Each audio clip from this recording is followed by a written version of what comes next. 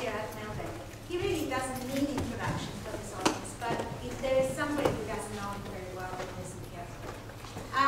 So Gerard will be talking to us today about the 2012 Nobel Prize winners and their subject, Serge Haroche and David Weinman.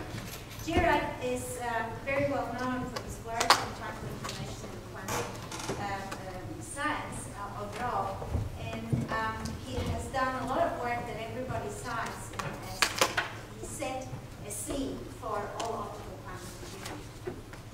Now, and that work has been cited over and over again and taken up by people like Andrew White and other groups to try to do it, show it experimentally and so on and so forth. So Gerard with his degree in Griffith and then PhD in New Zealand. In those days, if you wanted to do, that was only yesterday, if you wanted to do quantum optics, you went to New Zealand to do that. And so that's where Gerard did his PhD. After that, he did postdoctoral work in the UK and returned to Australia to work at ANU. But then UQ offered him a position in the UK and stayed with us.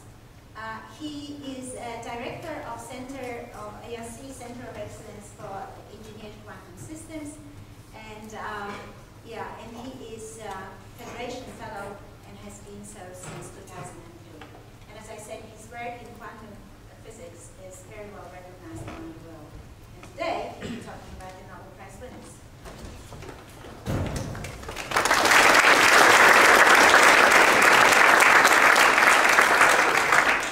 Thanks for the introduction.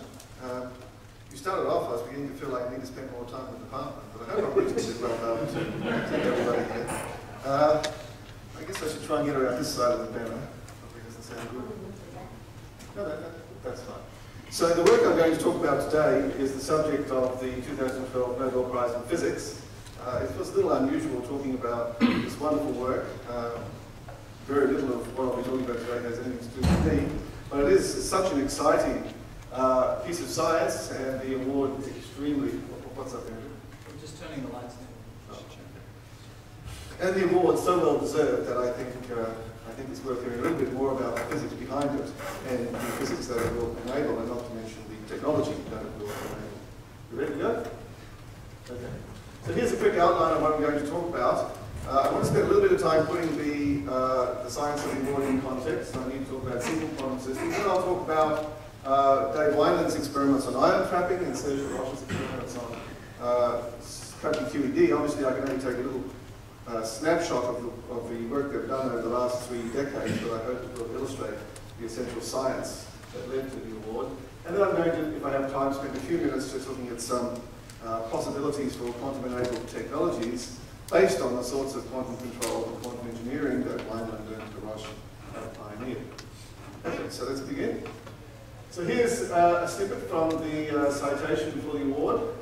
On the left is Serge Haroche, Collège de France, École Normale Supérieure in Paris. And on the right is Dave Wineland at the National Institute for Standards and Technology in Boulder, Colorado. And it says here, for groundbreaking experimental methods that enable measuring and manipulation of individual quantum systems. And that individual I want to focus on here, because that seems a little bit surprising in the context. Why specifically mention individual quantum systems? Well, this is an old problem actually, and even Schrödinger was very confused about this issue. In the early days of quantum physics, it was not clear how to interpret the wave function. And even when Born came along with the Born interpretation, that the wave function is a probability amplitude for position measurements, there was still considerable debate about what that distribution should apply to. Should it apply to single systems or should it apply to ensembles? In fact, this reflects a kind of metaphysical confusion that runs right through all of statistics and all of probability, even classically. But it is particularly acute in the case of quantum systems. However, in the early days of quantum physics, one could maintain, like Schrödinger, and this was in a letter to Eddington as late as 1940, where he says, we never have to deal with just one atomic system. If after having made a measurement, we make a second one, either a repetition or another measurement, we can never be quite sure that we perform it on the same individual atom. I think bearing this in mind, one can remove the silliness of the present interpretation, the nonsense of the complete change in the wave function alleged to be produced by a measurement. Now, he has a number of quotes like this. There's even one where he says if he had to put up with all this quantum jumping, he never would have got involved in quantum physics in the first place. To which Bohr replied, well, we're very pleased you did, Herr Schrödinger. So you can see that there was some substantial issue. And thinking about the award of this Nobel Prize, I was reminded of this quote because the whole point of the award of the science that Hirosh and Wyman pioneered is they actually do deal with a single quantum system upon which they make repeated measurements. So it's an issue of how do you think about statistics in general and statistics in quantum mechanics in particular? Do we think of it describing single systems or ensembles? So, oops, let's see what happened there. A little bit too fast. So let me put this in the simplest possible setting to try and distinguish what I mean from single system statistics from ensemble statistics. Let's imagine you have a bunch of radionuclides, say carbon-14 or something that decays a bit quicker, sitting in front of you, and you count them all out, and there might be, say, 10. Then we know from our high school physics, if not our first year physics, which we should know, that there's an exponential decay, on average, of those radionuclides, and half will be gone with a reasonable probability after, in this case, 5,730 years. All well and good, and everybody understands that. However, if you actually sit there and start counting, you see something quite different. Let's imagine you sit there and just count. You start off with 10 which haven't decayed, and then you wait a little while, and as soon as you get a count, you reduce it by 1. And so what you would actually see in the real experiment is this sort of stepwise progression at random times, plus on distributed times in fact, each reducing the number by 1 until eventually, perhaps after a long time, you get down to 0. So that doesn't look a lot like exponential decay. You can sort of convince yourself that maybe you could fit an exponential curve to it. But the point is that you have to ensemble that over all the possible histories at which those radioactive decay events could have happened. And when you do that, you do indeed get that exponential distribution. So this is the key distinction between describing the ensemble statistics, or the unconditional evolution of an open system, as opposed to describing the conditional evolution of a continuously monitored system. So we'll come back to that in a little while. So in fact, one of Hirosh's experiments was a beautiful illustration of this feature. What he was able to do, and I'll describe this towards the end of the talk, he was able to insert a single photon into a superconducting microwave cavity. Superconducting means the photon will hang around for a very, very long time, and he was able to probe it continuously with a non-absorbing photon detector. So it sent a little detector through and say, yes, photon's still there, yes, photon's still there, yes, photon's still there, oh, gone. And he would record the time at which the photon left the cavity. So there was only one photon, so you don't get many clicks. So there's one trial. So it was in there for a while, and then it left. And then he did 5 trials and averaged all the data, and now you see these steps averaging. And eventually, when you get to about 1,000 trials, you begin to see this exponential decay emerging in the ensemble average. So we can see how, when you bin all the data from many, many different trials with different emission times for the photon through the cavity, you recover what's well known, that a photon in a cavity will decay in some sort of exponential way on average. Okay, so let's come back to that. But before I do that, I want to just put the issue in a slightly different context. What I've said so far could just as well apply to classical statistics and classical statistical mechanics. But the stakes are much higher in quantum mechanics because of the way probability enters into the theory. So let me try and say a few simple things about probability in quantum mechanics. Now, some of you are physicists. Some of you even have done 3rd and 4th year courses in quantum physics, so this may be a little tedious, but I'm going to go through it anyway because just to capture the essential difference between quantum and classical statistics that we'll need to discuss individual quantum systems. So I'd like to put this in terms of 2 principles. The first one is that quantum physics teaches us that the universe is irreducibly random, by which I mean we don't have recourse to the standard classical view that randomness is simply a reflection of our ignorance of the true underlying situation. That is, physical systems have properties, we may not know what they are, so we introduce some probability over unknown values. That fails in quantum mechanics, then there's an irreducible source of randomness. That is to say, if you know everything there is to know about a quantum system, you still cannot predict with certainty the results of certain measurements that you wish to make in quantum. Indeed, there's always one measurement you can make for which the results are completely random, absolutely random, even though you've prepared the system as perfectly as you can. It's a state of 0 entropy, it's a state of maximal knowledge. So you might think in that setting, how would physics be possible at all? Well, it's because of the flip side to that. which I'll put underneath Heisenberg's picture, which says that for exactly the same situation, given complete knowledge of the state of the physical system, there is also one measurement, the results of which are completely certain. And it's the fact that these two statements cohere in the same physical state, the same description of a quantum state, that leads to all the puzzles that we face when trying to understand quantum statistics. And it's the reason, of course, why physics is possible.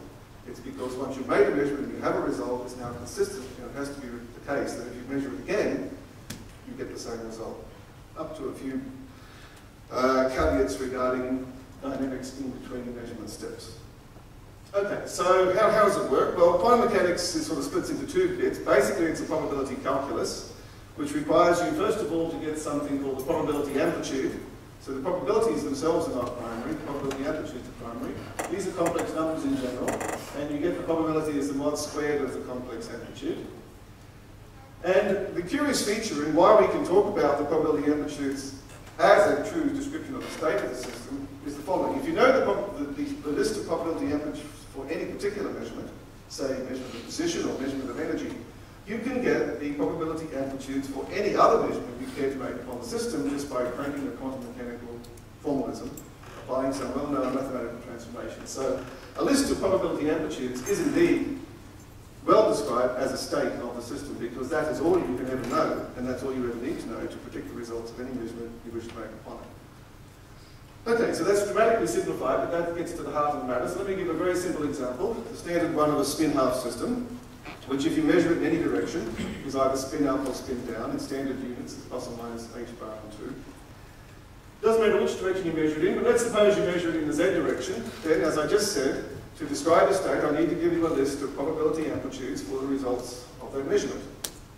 There are two possible results, spin up, spin down, so the list is of length 2, and they're both complex numbers. I get the probabilities by taking the mod squared of those numbers, and I'm done. I then might like to ask, well, how do I get the probability amplitudes for measurements in the x direction? Well, there's the simple transformation you need to apply to get that list. And you can keep doing this for spin measurements in any direction. So it's a very simple illustration of this transformation rule that tells you how to go from the list with respect to one set of measurements to a list with respect to any set of measurements.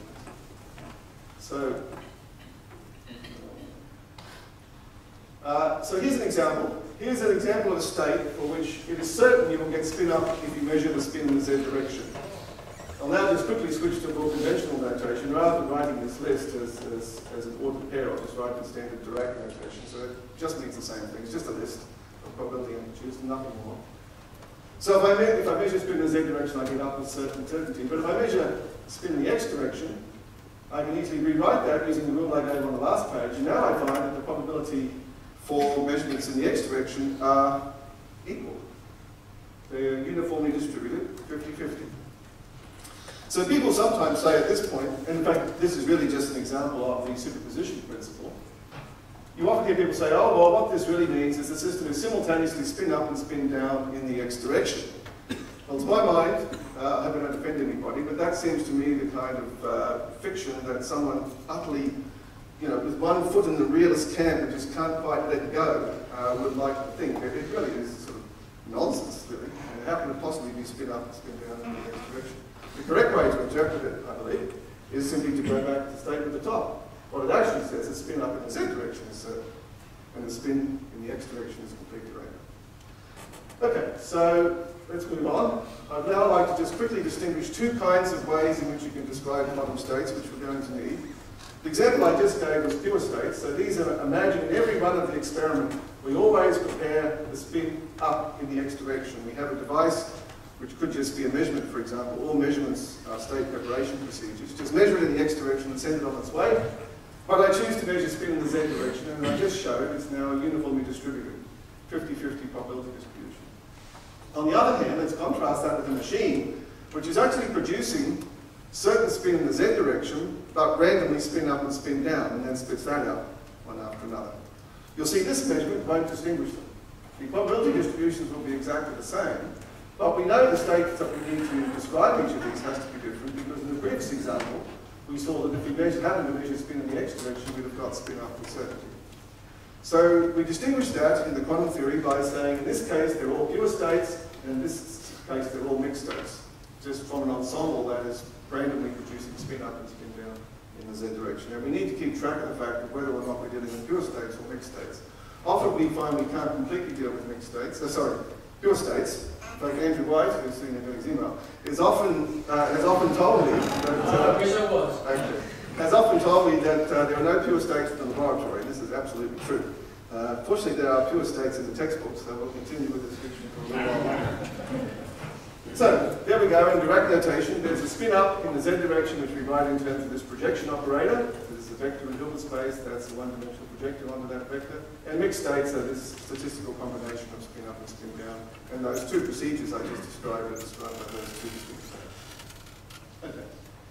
Now, in this setting, I have to talk about something called decoherence. Now, coming back to Andrew's comment that there were no pure states in the laboratory, the problem is you can't be sure. In every trial and experiment, you actually have prepared exactly the same state. You may have done your best, but you can't be 100% sure. There are some situations where you can be 99.99999% sure. For example, that at room temperature, a hydrogen atom should be in its ground state. That's reasonably certain. It's not 100% certain that some very high energy photon can come out of the black body vacuum and excite it to its first excited state. So in general, there's always a degree of uncertainty about how you prepare states, and that means one has to, in general, describe states in the lab via mixed states, even if they are pretty close to being pure. So that's one way in which you can introduce mixed states, inaccuracies in the preparation procedure. The other way in which they usually enter is, in fact, the inability to completely control the dynamics of a quantum system. It's often the case that if you want to do an experiment, you have to isolate the system from the surrounding world. That's what Galileo and all those guys back at the start of the scientific revolution realized. But you do your best, and in quantum physics, best is really, really tough. There are often many interactions that you simply cannot control, and you really have very little information about them. And it's those interactions which lead to loss of information, which generally require you to use mixed states rather than pure states. So decoherence is simply the fact that you would like to be able to write down the pure state of a list of probability amplitudes. So in the case of spin, two complex numbers for which you know the amplitude and phase. But somewhere along the line, you may lose some of that information. For example, you may discover at some point all you really are sure about is the mod squared of those probability amplitudes, and you've lost some information about the phase. And that is the phenomenon of decoherence. So decoherence refers to the fact that you haven't been able to keep track completely of the probability amplitudes describing the outcomes of the measurements upon that system. In the case of a spin, it's not too difficult. In the case of 100 spins, it becomes incredibly difficult to keep track of all the probability amplitudes in general, and that's why it's very hard to build on a computer with hundreds of qubits. Okay. So, they're the two examples in which decoherence can occur. Let me just give a little picture in the case of measurement to describe what I mean, and come back to this distinction between sampling a distribution and ensemble averaging. So let's imagine we have a machine that's producing some superposition, alpha 1 z, of spin up in the z direction and spin down in the z direction. As I've already said, this is an eigenstate of spin in some direction. There's some particular direction of spin which you can measure, for which this state will give a determinate outcome. But we're going to measure z, for which there was some fraction of these, and here we record whether it's spin up or spin down by plus or minus, and corresponding to each little recording gradually accumulating on this dial here, the corresponding conditional state comes out the other end. So if we get plus, it's spin up. If we get minus, it's spin down. So as long as we keep track of this measurement record and don't make any mistakes, don't lose anything, don't let some thermal fluctuation come through and flip a plus to a minus or something along the way. As long as you have that information and you know the measurements are arbitrarily accurate, you know exactly what these states are coming out the end here. And roughly alpha, mod alpha squared n of them will be spin up.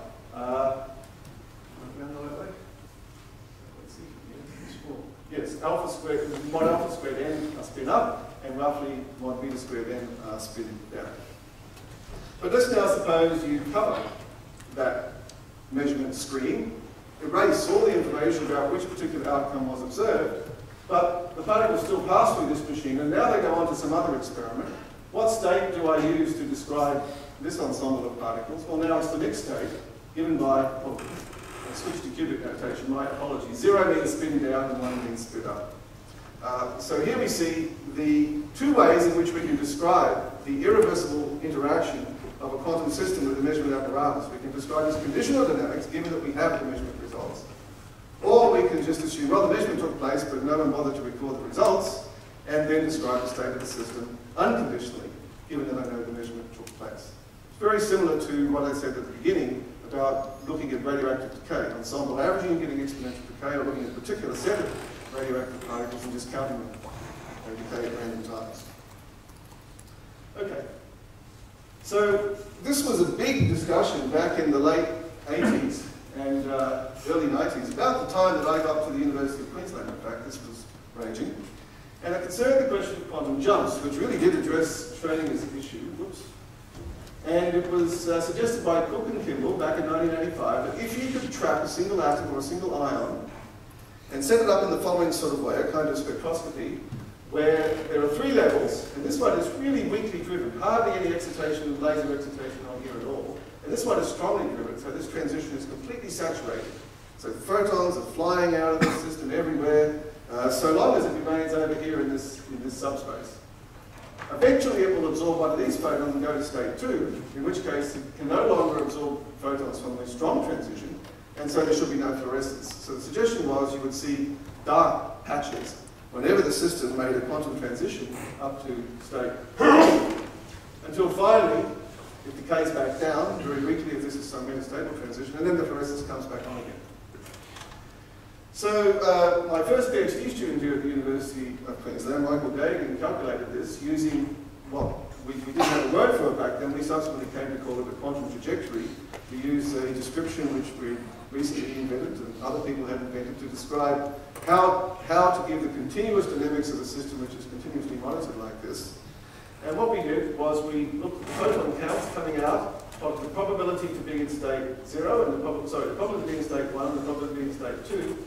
And you can see, so as long as it is in this manifold over here, so strongly fluorescent, you see lots of clicks. As soon as it goes to the other one, up to 2, it turns off, and it comes back on again, and then it turns off. And we discovered there was a particular arrangement of parameters you needed to choose to be in that good measurement regime. On the other hand, if you do ensemble averaging, you just see Rabi oscillations eventually getting washed out, you get exponential decay to some mixed distribution of all these 3 states. Mostly it's over here in this manifold, a little bit of population up there. I said there was a big debate about this when I joined the University of Queensland. There was a debate raging worldwide. Many of my colleagues just didn't see that there was any point in doing this kind of calculation at all, because they would have the Marshall equation, which is solve the Marshall equation. The entire universe is contained in the Marshall equation. If you just know how to crank the handle and get the answer, you'll be happy. Well, that's fine if you have, as Schrodinger said, a whole bunch of atoms, you don't know which one is fluorescing. Then indeed you do have to average over the ensemble and you describe it with the Marshall equation. You don't have to do it.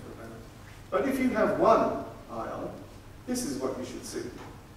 If I have many ions and average over all these random jumping times, of course I'll get back to that. Now one of the very first experiments that was done in ion trap technology verified this quantum jumping. So ion trap technology has its roots in high precision spectroscopy and frequency standards going back 20, 25 years or more. It relies on laser cooling techniques to be able to trap an ion. I'll say a bit more about this in a minute, and cool it down to its vibrational ground state in some harmonic trap. And it really got a big kicker on when Surat and Zollett pointed out in '95 that one could use this technology to do quantum information processing, but I won't say anything more about that in this talk. So 2 people quickly observed quantum jumps soon after the Cook and Kimball paper. First there was Demeltz, who was one of the pioneers of ion trapping, and then Weinlein as well. And here you can see the fluorescent signal as you gradually transition to the regime in which you get a good measurement. You see these dark patches. It's not so convincing in this early experiment, but I wanted to put up the first one. It's now done routinely, as I'll show in a minute. Down here you see there seems to be a couple of other levels, and that's because there were 2 ions trapped in that case. And so when one turned off, the other one was still fluorescing. If you had more, you'd see eventually ensemble average that, you get back to the last equation type of picture. Okay. So nowadays we have much more sophisticated ion traps. I took this picture off Rainer Blatt's website, where we can trap a bunch of ions in this linear trap. You can't trap a charged particle in a static field. You have to have an oscillating, a time-dependent field. And in this system, that's done by having these DC end caps to stop them from flying out the end, and these fins, 2 of which carry a oscillating electromagnetic field at radio frequency, and then these ground planes. But if you do it right, the motion along the Z direction here is very close to being harmonic. It's not perfectly harmonic because it's in a time-varying potential. If you know anything about nonlinear dynamics, you'll know that that is a recipe for extremely complex behavior, but if you keep the energies low enough, you stay in the interval region of the phase space where everything is just nice and harmonic. And we have a little camera here where you can take pictures of these ions as well, so you can individually see whether a given ion is fluorescent or not. So that's the technology that is used these days. Even more sophisticated technology is being developed for quantum computing based on planar structures, 2D structures, but I haven't got time to go into that. So the key in this is you quantize the vibrational motion along that long axis of the trap. Why do you want to quantize it? Well, because ultimately you want to take out all the thermal energy from that degree of freedom so that with very high probability it's in the ground state or the first excited state of the vibrational motion. So h bar times nu, let's just call nu the vibrational frequency in that z direction, you're at such a low excitation that you're assigning effective temperature to this thing, so basically you're at close to absolute zero for at least a brief period of time, so long as the laser cooling is on, to keep you close to that ground state. It won't stay there. Individual fluctuating voltages on the electrodes and so on will eventually kick it around and keep it up. So if it's built to the ground state, then we can describe the motion entirely quantum mechanically. Now, the neat trick in all these experiments is that we can use an external laser to couple the internal electronic degree of freedom to the vibrational motion. It's a really very simple idea. We know if we bring the lasers in on a slight angle, if an ion absorbs a photon, goes from a ground state to an excited state, it has to get a little kick. It has to have some sort of response in its vibrational motion along the center of the trap. So it's easy enough to see how you would couple vibrational and electronic degrees of freedom. The trick is controlling it sufficiently well so you do exactly what you want to do. And the whole business of ion trapping has been about getting that level of control. One particular example is the so-called effective phonon-assisted Raman process, and this is what's used for cooling to the ground state. So there are two ways you can do it. You can take your driving laser and tune it slightly to the red of the dipole transition frequency of a particular transition in the ion that you're using. So generally it then can't go from the ground state to the excited state, but in this case it can, because it can absorb one vibrational quantum from the trap if you set it up with exactly the frequencies as indicated here. So the laser plus the vibrational frequency exactly matches the resonance condition for an excitation of the ion. If you did keep it, and then of course it may radiate by spontaneous emission a photon out of the trap, and then it can absorb another phonon. If you keep doing this over and over again, you gradually absorb phonons and pump them out into the very low temperature radiation field outside of the ion trap. You can also do the opposite if you wish. You could tune to the so-called blue sideband, and that will heat up the ion in the trap. You might think that's a particularly silly thing to do, but it's a useful thing if you want to entangle the vibrational and electronic degrees of freedom, perhaps for some quantum protocol. But at least in the case of the red tuning, you can suck thermal energy out of the vibrational degree of freedom, enabling you to cool to the ground state. So this is just a weak probe spectroscopy of the red sideband. Before cooling, you see there's some finite probability of finding that Raman transition, and as the number of phonons goes to zero, the strength of that Raman transition on the red sideband goes to zero, indicating we're close to the ground state. So you can see now they can get down to, in fact, I think more nines than this, but with almost certainty they're in the ground state of the vibrational degree of freedom along the z-axis. Okay, so the first thing we'll do is look for this quantum jumps business. In fact, now it's used as a way of measuring single electronic states in the ion. So again, there's some probe transition up here which you can drive strongly. If the ion happens to be in that state, you see lots of fluorescence. If it happens to be in that state, you see none. And you get this beautiful on and off random telegraph signal telling you which state the ion is in. And these are pretty much the only examples I can think of, certainly the best examples of projection measurements in quantum physics. I know when everyone learns about the projection postulate and all the rest, but there's actually no measurement anywhere that's described by the projection postulate. Sorry if you just spent a few weeks studying that, but it's not my fault. So, but this one is one example that gets close to it. Okay. So, we started looking at this some years ago. In fact, in the mid-90s, I started looking at this with a bunch of PhD students until Sarah Schneider came along. She was a PhD student from Germany. And Daniel James, who's a frequent visitor to the department, and we got involved in thinking about this and trying to come up with a better way of controlling the motion of the ion that didn't necessarily lead to heating. So that you could somehow or other always leave the vibrational state in the original ground state you started in, but still do something interesting. And this was the basis of something we called a I think I called, I can't remember what it's called, but anyway, it's now called the geometric phase gate. And it's based on the idea of using conditional displacement in the phase space. So the idea here is you take a laser and you tune it well off resonance, so there's an induced dipole force on the atom, which could be attractive or repulsive, depending on which side of resonance you are. And it also depends on which electronic state you're in. So if you're in the ground state and you're ready tuned, it will be, what is it? It will be repulsive, I think. And if it's an excited state, it will be attractive. So that means you get a conditional force acting on the ion depending on what state it's in, and this is very useful. So you can quickly sketch what will happen. Depending on whether you're in the ground state, which I generically represent by 0, 0, you can apply a sequence of laser pulses to move the ion first in, give it a kick in position, and a kick in momentum, and a kick in position, and a kick in momentum. So you come up back exactly to where you started. You might think, well, I've done absolutely nothing. The ion was in the ground state to begin with, it's still in the ground state, and indeed, the electronic states haven't changed either. But you'll notice, depending on the electronic state, there's a completely different path in phase space. Even though the area can be arranged to be exactly the same, each of these 4 paths are in principle distinguishable by something.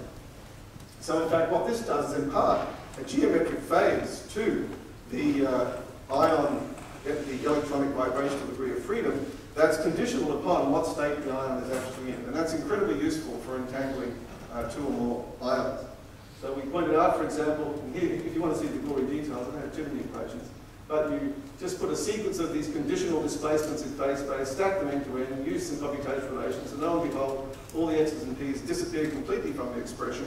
So you know this won't do anything to the vibrational degree of freedom. And what you end up with is something very much like the Ising interaction between these 2 electronic states that didn't interact with each other at all, that just spoke to each other for a little while via the common vibrational degree of freedom. So that was a good trick, and indeed you can build quantum computers out of that trick. And one of the first experiments was by Dave Wineland, who tried to get this particular Bell state. This is ground, plus excited. And back then they got it with a 97% fidelity. That is, with probability of 97%, they got the state they wanted. That's what the fidelity means in this setting. They can now do much better. The basic problem which limited it was the fact that you can't always be sure you close the loop. Little fluctuations in the laser intensity means the area may not be quite the same in every trial, or you may not have got all the timing exactly right to close the loop. But one can account for all those things, and now they can do much better. Okay, so what can you do with that? Well, you could make a quantum computer, but I decided I wouldn't talk about that because we've certainly had a lot of talks on that. So I looked at this very nice work that Dave Wineland had been doing on using ideas from quantum logic and quantum computing to make better clocks. NIST, of course, as most of you probably know, as a standards lab, their business is making the very best atomic clocks. So he realized that with this entangling trick, I could get one ion to basically map completely the state of another ion. Now, one of those ions is a really difficult one to address spectroscopically. It has really lousy transitions. It might have extremely stable, metastable transitions, which would be great for a clock, but you can't drive them with anything. But you could use this trick to entangle the difficult ion with a not so difficult ion, and so map information from one ion to the other and perhaps build a better clock, and that's exactly what they did. So the idea was you could use precision spectroscopy with these difficult ions, these aluminium ions, by first entangling them with easy ions, for which there are good lasers to do the control. And just a couple of years ago, they published this beautiful experiment on a frequency comparison of 2 high-frequency aluminium plus optical clocks that used this logic trick, and they were getting accuracies here of 1 part in 10 to the 18, which is pretty astonishing. It's probably not, ready for full-time operation as a clock standard, but it's a good example of how a quantum-enabled technology will ultimately transform both fundamental physics. This will enable all sorts of interesting tests of special relativity and general relativity, as well as technology. Okay. So now let me move on and talk about Harosh's experiment, which is completely different.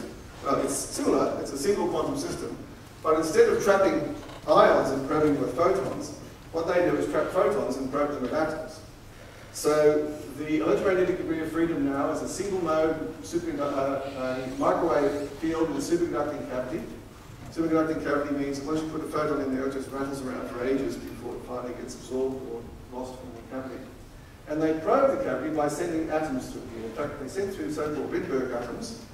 These are basically atoms where you first promote the electron from the ground state to an extremely highly excited state, where it looks like a little sort of planetary orbit. The electron is just sort of whizzing around some circular orbit.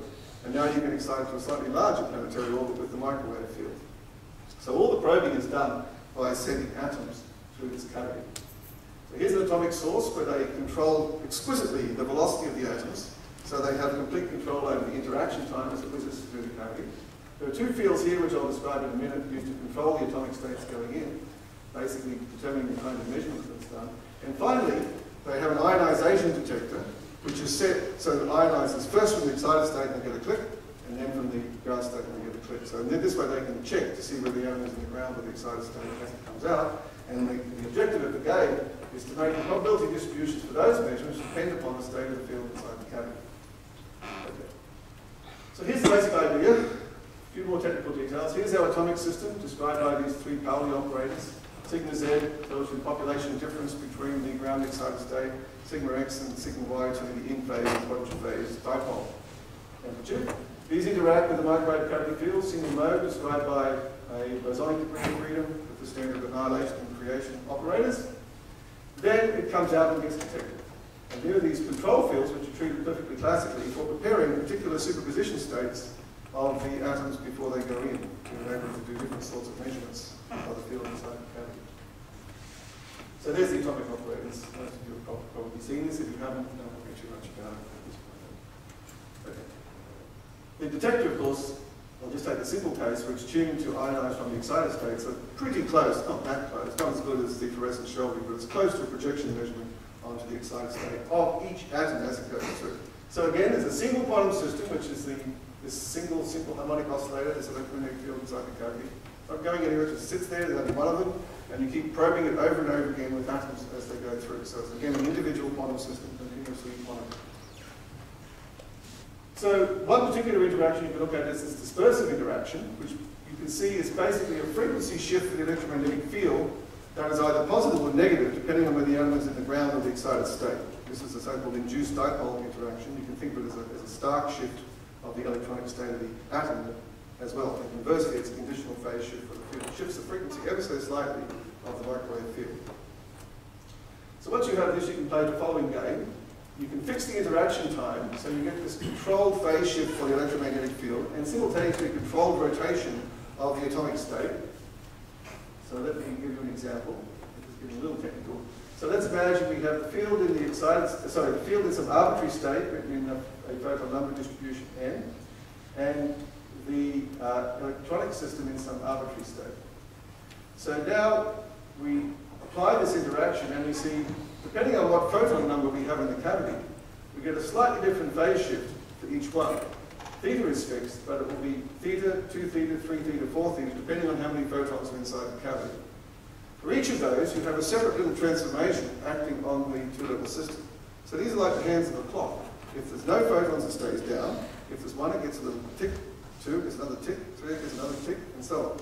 So you're basically making a clock out of where the polarization of the atom ends up, conditioned upon the number of photons inside the cavity. So again, you can entangle the electronic and electromagnetic degrees of freedom in that way. So I'm trying to draw this picture, but I'll just illustrate it. So here's one way you can do it.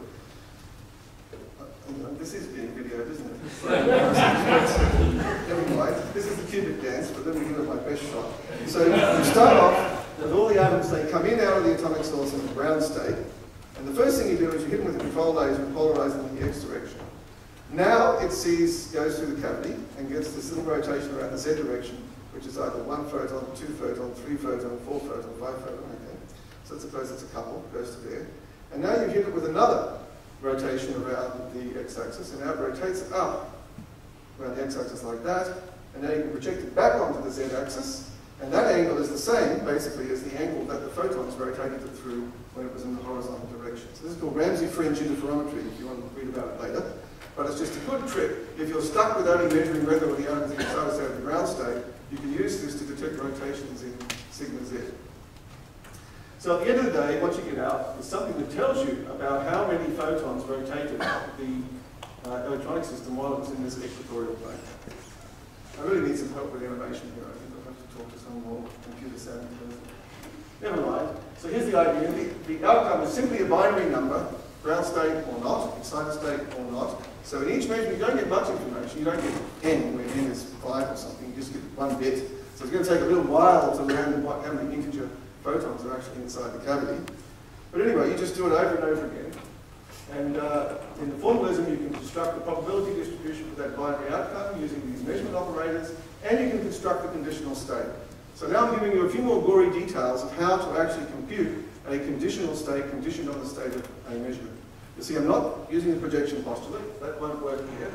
What you're using are these so-called measurement operators. Because this is E dagger E, this is always positive, so the probability you get out is quite respectable. That is, they're positive and normalized to 1. But the conditional state, conditioned on whether you get 0 or 1, is not given by a projection postulate, it's given by this complicated thing. And in fact, it is a little complicated. You can write down what it is. Somewhere. Here it is. Here's E0, cos theta A dagger A, and E1 is minus I sine theta A dagger A. So you can see what it's doing. It's giving you the projection of this rotation on one of the other axes. Certainly not a projection postulate, but most measurements are described this way anyway, not by a projection postulate. So here's an example. So let me just cut to the chase. So now they did this, one atom after another, gradually, so they injected some coherent radiation into the microwave cavity, had a Poisson distribution of photon number. Don't know what it is, roughly know the average because they knew how much power they put in. And then they start sending atoms through one by one. Each one gives on average less than 1 bit of information. So it takes a while before they really begin to figure out what that rotation actually was. And at each time they use that little algorithm I just gave to compute the conditional photon number distribution in the microwave cavity. So here's the initial Poisson distribution, and you can see after roughly, looks like about 50 measurements, it's collapsed down into a particular eigenstate of photon number, and in this case it was around 5. So here we see in real time an actual experiment watching the so-called collapse of the wave function. The quantum jump in this case is to a particular photon number inside the cavity. So I think this is truly remarkable that you can actually do this in bitwise, extracting information. Of course, if you do it again, you'll get a different number. You don't necessarily get the same one because they were initially distributed in a Poisson distribution. And the distribution you get out here at the end, of course, just mimics the Poisson distribution that you started with.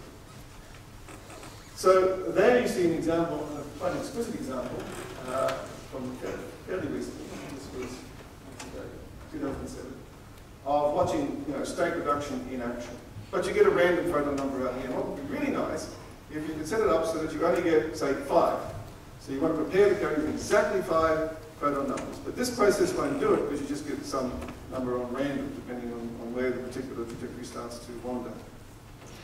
Well, many years ago, we thought about this and we realized that one way to make this deterministic or close to deterministic is to use feedback. So the idea is to set up a system where as soon as you start seeing it heading in the direction you want, you just keep nudging it that way. And as soon as it starts heading in the wrong direction, you start nudging it back to where you want it to go. So this would be a true quantum control protocol, trying to make state reduction deterministic or near deterministic. And Hirosh, of course, and his collaborators also knew that, and so what they actually did was put in a feedback loop. I won't go into details, here it is here. So you can see it's a feedback loop because here's the measurement ionization step, so little current pulses go back and change how the experiment is actually done. What they actually did was, depending on the binary string, as the binary string was coming out, they had a little FPGA doing some analysis of the quantum state that should have been projected out. And if it went the wrong way, if it went too low, they'd inject a few more photons into the cavity to try and push it up to the target number that they wanted. And indeed, that worked extremely well. And here's an example. Here's where the target was set at 1, target was set at 2, 3, and 4. And the different pictures are, in the red here, there are 3,900 trajectories to get the target with an 80% probability. So that's basically how many trials they had to run to get it to work. The blue is 4,000 trajectories stopped at a fixed time. So they just said, well, let's just set it up running as best we can, but limit the amount of time for which it can run and see where we end up. And you can see it wasn't quite as good as just the optimized test, but they got pretty close to n equals 1, and n equals 2, and n equals 3, and n equals 4. And the green is just the Poisson distribution in the background. So that's a very recent experiment, and this is, I think, one of the very first experiments on true quantum control based on a quantum measurement coupled with quantum limited measurement and true fast electronic feedback. This is all microwave electronics, so it's doable. Okay, I really don't have much more time. I'll just quickly say a few words about what this will enable in terms of technology. So you've now just seen the 3 key steps in what I call the quantum control mandala. You have coherent control, which requires you to know the state initially, So this is cooling or measurement. Coherent control is doing some geometric phase gates, and finally you have to check to see what you've done, and that takes you back to state preparation and you try again. So all quantum control looks like that. Then there are various things you can do. You can use this to get coherent control of collective degrees of freedom, topological phases of many, many different spins, or many, many field modes. You can perhaps, well, one of the interesting things about this is you realize after a while that these things don't have to be small. If you have sufficient control over something, you can control it quantum mechanically no matter how big it is. If I had sufficient control over the center of mass degree of freedom of the Earth, I could put it in a superposition state if I wanted, between, I don't know, it's apogee and perigee. I don't know what that would feel like, but it's a little way off, so we don't have to worry for a little while. But certainly people are planning to do that with gram-sized particles in the lab right now, and often experiments. So the old dichotomy between quantum classical, microscopic, macroscopic is really a bit old hat. You know, it's really just a question of money. How much money? As everyone's scientists keen to point out, these things can be pretty complex. We now have electronic, vibrational, ion traps, optical, all sorts of different degrees of freedom combined in the same system. They require all sorts of interfaces, classical to quantum, quantum to quantum, quantum to classical. They're certainly going to have quantum memories, almost certainly going to have onboard quantum computers. You'll need some sort of quantum artificial agents, artificial intelligent agents sitting in the control protocol to keep track of these systems. Once they get sufficiently complex, classical computers just won't have the power to do it.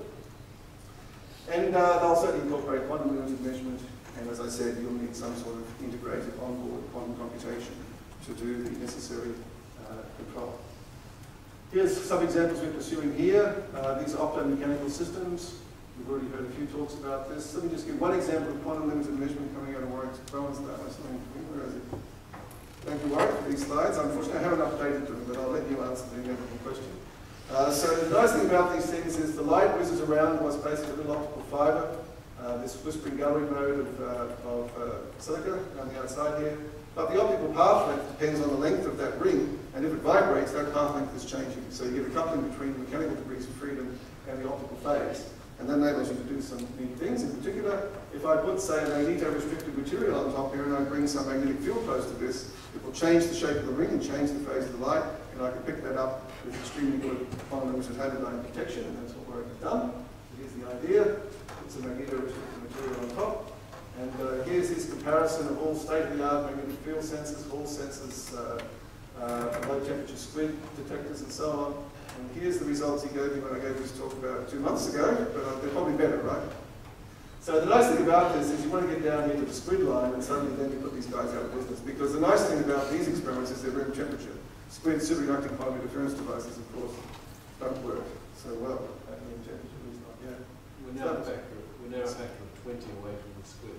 Just a smidgen above it. That's great. Let us know when you have your first idea. We'll get on. Another idea that we're pursuing is quantum transport. I don't have anywhere near enough time to go into this, but the basic idea is that many of these applications for quantum energy harvesting, be it photosynthetic or mechanical, we even buy things on the market now which will harvest ambient thermal energy to weaken power, electronic devices, harvested from your shoes and so on as you walk around. Most of them are limited by very bad transport properties in nanowires. And we realized a little while ago that we take some of these ideas that we're kicking around in photosynthesis and quantum biology and all the rest of it. Whether that's true or not is another matter, but they're great ideas, so we thought we'll just build them into these nanoscale structures. And we discovered that if we strongly drive a nanowire with some quantum dots in here, we can turn disorder to our advantage. Typically, if you try to send an excitation down a disordered series of quantum dots, will just bounce back due to Anderson localization. But if you modulate this system at a frequency roughly matched to the average disorder, it just goes whizzing straight down the chain with extremely high efficiency. And this, I hope, will enable us to engineer some really interesting energy harvesting devices. And it all works by carefully controlling quantum coherence between each of the excitations in these quantum dots. Anyway, you can see more details. So that's it, and I'll just thank my sponsor, the Australian Research Council, who pays for my research.